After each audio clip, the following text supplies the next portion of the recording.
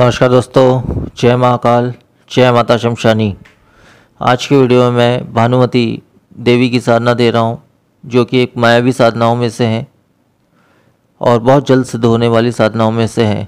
अधिकांश ये एक रात में सिद्ध होने वाली साधनाओं में से है, परंतु फिर भी मैं इस साधना का 3 दिनों का विधान दे रहा हूँ, जिसमें ये साधना जो है अवश्य सिद्ध होती ही होती है। सबसे पहले साधना के कुछ के मुख्य फ़ायदे मैं आपको बता देता हूँ। मुख्य फ़ायदे में ये है कि एक मायावी शक्ति हमको प्राप्त हो जाती है साधना की सिद्धि से, जिस माया से हम किसी भी इंसान को अपने इच्छा अनुसार कुछ भी दिखा सकते हैं, कुछ भी सुना सकते हैं, कुछ भी महसूस करा सकते हैं।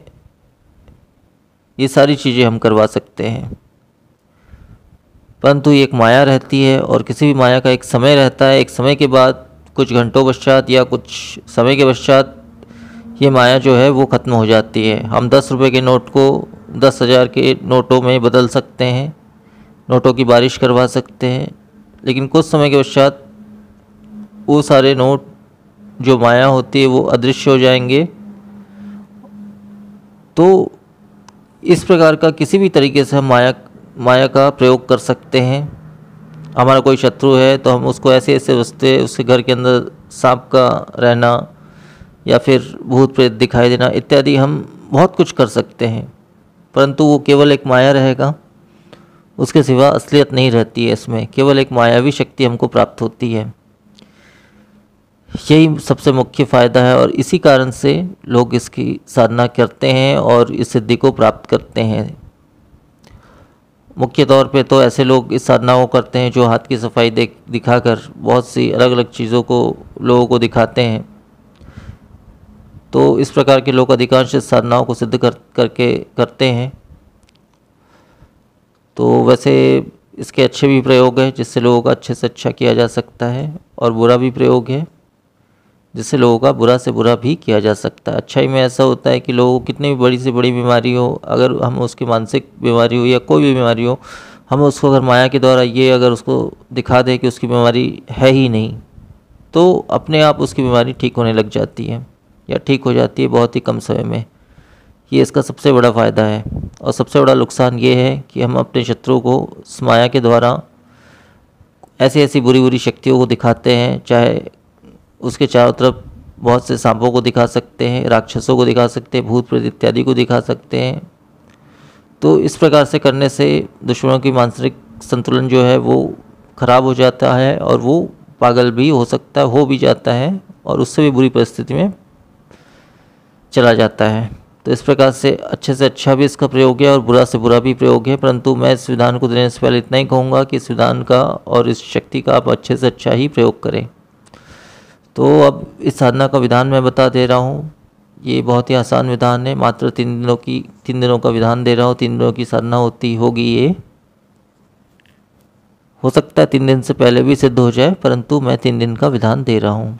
इसमें करना आपको ये है, पश्चिम की दिशा में एक लकड़ी की चौकी बिछा ले, उसमें स्वच्छ लाल रंग का नया वस्त्र बिछा ले। उसके ऊपर में आपको एक थोड़ा सा आटा और सिंदूर को मिलाकर एक छोटा सा गुड़िया नुमी आकार आपको बनाना है आटे के माध्यम से। और आधी मुट्ठी चावल लेना है, उसमें सिंदूर इतनी मात्रा में मिला ले कि उसका रंग लाल हो जाए। अब उस लाल चावल को आपको उस आसन में स्थापित करना है, उसके ऊपर उस गुड़िया को स्थापित करना है जो आपने आटे से बनाया है, और लाल पुष्पों से उस आसन को सजा लेना है। भोग में आप भीगे हुए चने तथा गुड़ का भोग आप लगा सकते हैं किसी भी तांबे के पात्र में। और इसमें आपको जो है गुलाब के इत्र का अच्छी प्रकार से छिड़काव कर लेना, आसन में भी तथा कमरे में भी, जहाँ पे भी आप साधना करें, तथा स्वयं पर भी।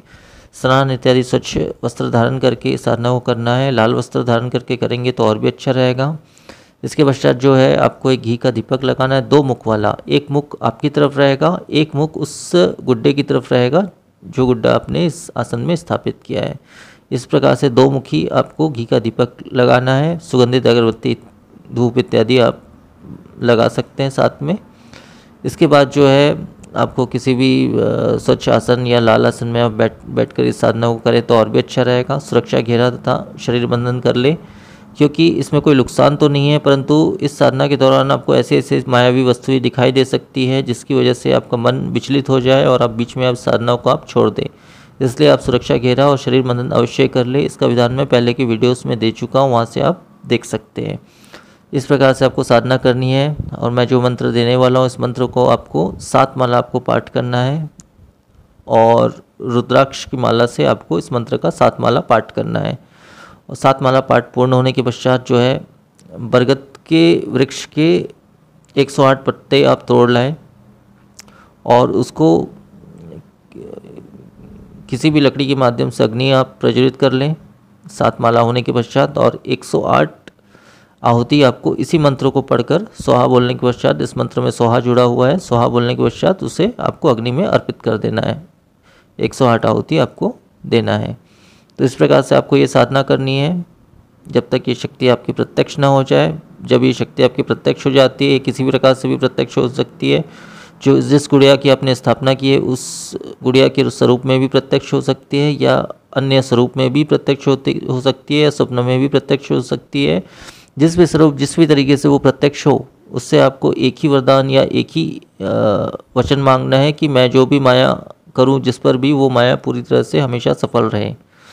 तो वो बिल्कुल आपको इस वरदान में बिल्कुल वो आपको आशीर्वाद देगी और हाँ कहेगी कि मैं आपको ये वरदान देती हूँ या ये वचन देती हूँ। तो इतना वचन लेने के पश्चात जो है आपकी साधना सिद्ध हो जाती है, चाहे 1 दिन में हो, चाहे 2 दिन में हो या तीसरे दिन क्यों ना हो। परंतु अब सिद्ध होने के पश्चात जो है बची हुई आपने साधना में जो भी सामग्री प्रयोग की है, माला से लेके वस्त्र से लेके जो भी वस्तुएं हैं, गुड़िया से लेके जो भी वस्तुएं, सारे वस्तुओं को आपको साधना सिद्ध होने के पश्चात बहते हुए जल में विसर्जित कर देना है। अब इस मंत्र को, उक्त मंत्र को आप कभी भी 3 से 5 बार पढ़कर आप जो भी कहेंगे, जिसको भी जो भी दिखाना चाहेंगे वही वो देख पाएगा, सुन पाएगा, समझ पाएगा। उसके अलावा और कुछ भी ना देख पाएगा ना समझ पाएगा, क्योंकि ये माया बहुत ही तीव्र होती है। लेकिन किसी भी माया का देखो असर एक समय तक रहता है, एक समय के बाद इस माया का असर धीरे धीरे कम होने लगती है और समाप्त होने लगती है। तो इस प्रकार से होता है। अब इसका वो विशेष मंत्र बता दे रहा हूँ जिस मंत्र से साधना को आपको करना है। वो मंत्र इस प्रकार से है: ओम क्लीम मनु मनसाय बुद्धिर्यस्य न लिप्यते ज्योति रूपाय हत्वापि बाद जगत रूपानी मन माया प्रत्यक्षामि क्लीम फट स्वाहा। तो मंत्र बस इतना ही है और संपूर्ण विधान इतना ही है साधना का।